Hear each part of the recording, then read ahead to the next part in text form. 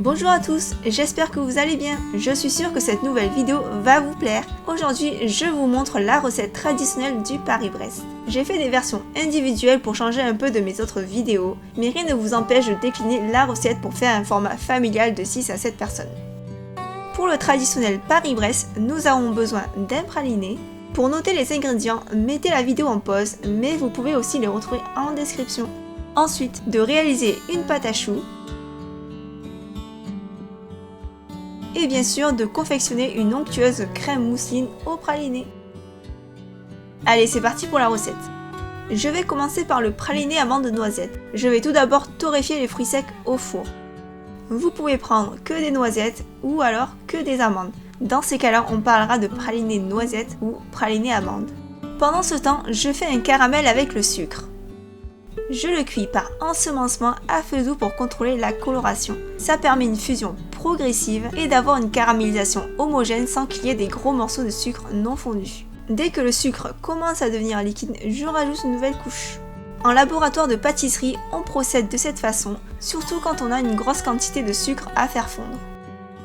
Juste à côté, je prépare les fruits secs torréfiés.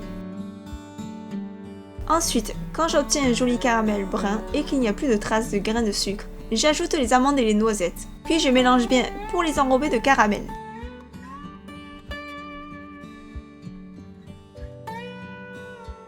Je débarrasse les fruits secs caramélisés sur un cile-pâte et j'étale la masse pour qu'elle puisse refroidir rapidement.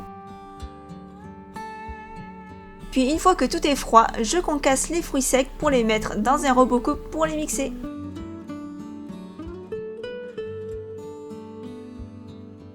Au début, on obtient une poudre, ensuite une pâte, et après plusieurs minutes de mixage intense, on obtient une purée, et puis enfin notre fameux praliné. La texture est devenue liquide grâce à l'huile des amandes et des noisettes. On peut remarquer qu'il reste des tout petits grains de fruits secs, mais ce n'est pas grave, ça donne un peu de mâche et c'est un praliné brut maison. Je le réserve de côté pour plus tard et je passe ensuite à la préparation de la pâte à choux. Dans une casserole, je mets le sel, j'ajoute le sucre en poudre, je dépose le beurre et je verse le lait. Puis je commence à faire chauffer. Juste à côté, je prépare la farine.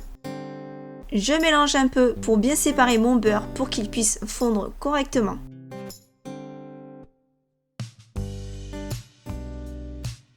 Dès que le liquide commence à bouillir, j'arrête immédiatement ma plaque de cuisson et je verse ma farine d'un coup avant de mélanger.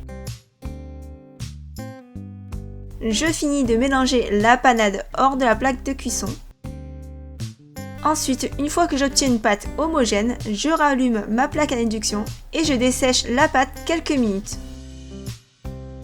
Là, ma panade est bonne, je le vois grâce à la fine pellicule de pâte accrochée au fond de la casserole. Je la débarrasse ensuite dans la cuve de mon robot pâtissier. Je place la feuille et je fais tourner à vitesse moyenne pour faire refroidir la pâte. Lorsque sa température est inférieure à 50 degrés, je commence à verser les œufs par petites quantités. J'attends que la pâte absorbe tout le liquide avant d'en rajouter. À ce propos, j'ai déjà fait une vidéo spécifique à la pâte à choux. Je vous conseille de la visionner pour comprendre tout le processus de fabrication en détail de cette pâte. Je vous mets le lien en description et n'hésitez pas à consulter également l'article sur le site Vocation Pâtisserie.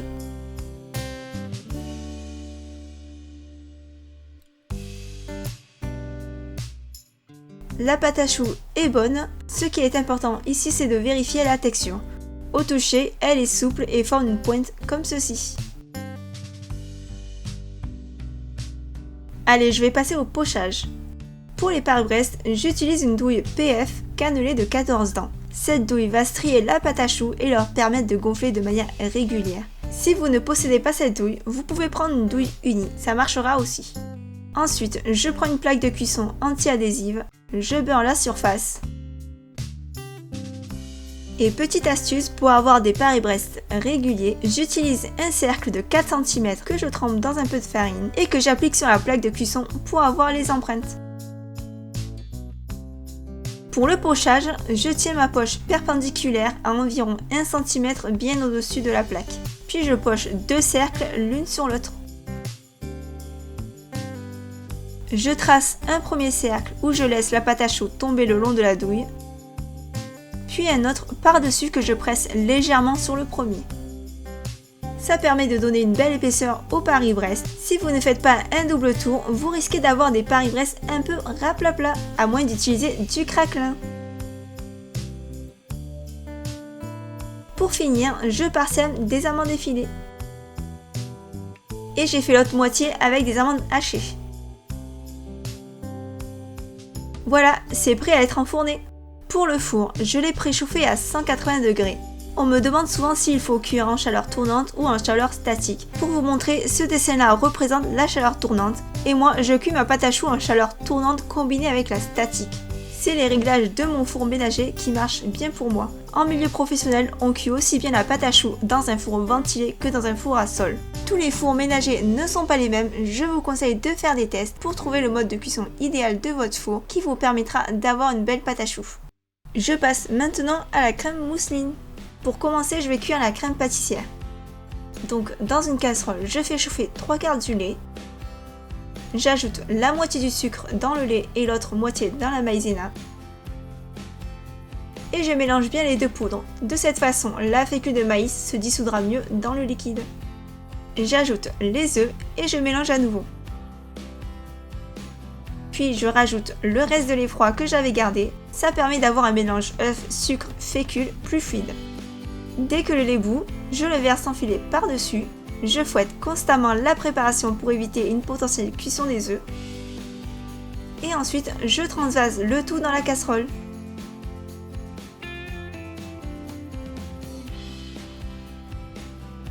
Je corne mon récipient pour récupérer le maximum de matière. Puis je cuis la crème pâtissière sans arrêter de fouetter jusqu'à son épaississement. Et je maintiens la cuisson encore 1 minute 30 après ébullition pour réduire tout risque bactériologique. Je débarrasse la crème pâtissière dans un plat. Je la répartis grossièrement. Je la filme au contact pour éviter que la surface croûte. Et puis je dépose des pains de glace par-dessus pour la faire refroidir rapidement avant de la stocker au frigo. Après refroidissement, j'ai laissé la crème pâtissière revenir à température ambiante. J'ai préparé à côté mon beurre qui est bien pommade. Je dépose la crème pâtissière dans la cuve de mon batteur. Et je la mets à fouetter pour relisser sa texture.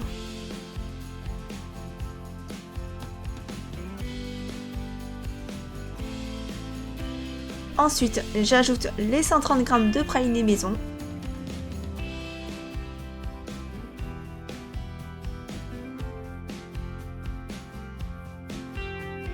Puis enfin, j'ajoute mon beurre pommade petit à petit dans la crème pralinée. Une information très importante ici, il faut que le beurre et la crème pâtissière aient la même texture et la même température. Sinon, la crème mousseline risque de trancher, c'est-à-dire que le beurre ne va pas s'incorporer correctement. Si c'est votre cas, pour attraper la crème, chauffez légèrement l'extérieur de la cuve avec un chalumeau pour relisser la texture. Et voilà, ma crème mousseline au praliné est prête. Je passe tout de suite au montage des Paris-Brest. Ils ont bien gonflé et sont parfaitement cuits. Je les dispose sur mon plan de travail avant de les couper. Pour avoir une coupe parfaitement droite, je scie en tournant le Paris-Brest.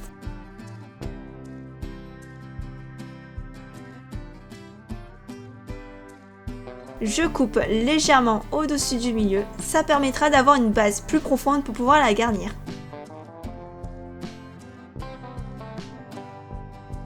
Pour pocher la crème, j'utilise la même douille cannelée que j'ai pris pour la pâte à choux. Et j'ai également préparé une poche avec du praliné.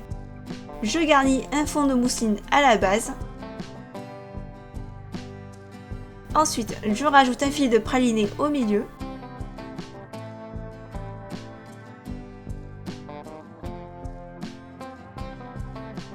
Et pour plus de gourmandise, j'ajoute des noisettes caramélisées concassées. C'est une partie des fruits secs du praliné que j'ai fait en début de vidéo que j'ai gardé. Et au-dessus, je finis par pocher la mousseline en spirale sur toute la couronne. Je tiens ma poche inclinée à 45 degrés et j'exerce une pression régulière tout le long.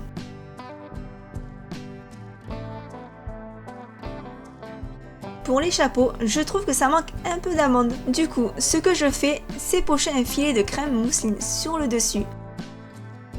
Et ensuite, je les trempe tout simplement dans une assiette d'amandes grillées.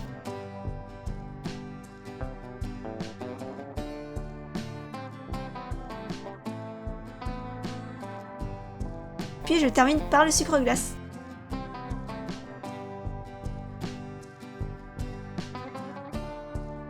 Je place les petits chapeaux sur la crème mousseline.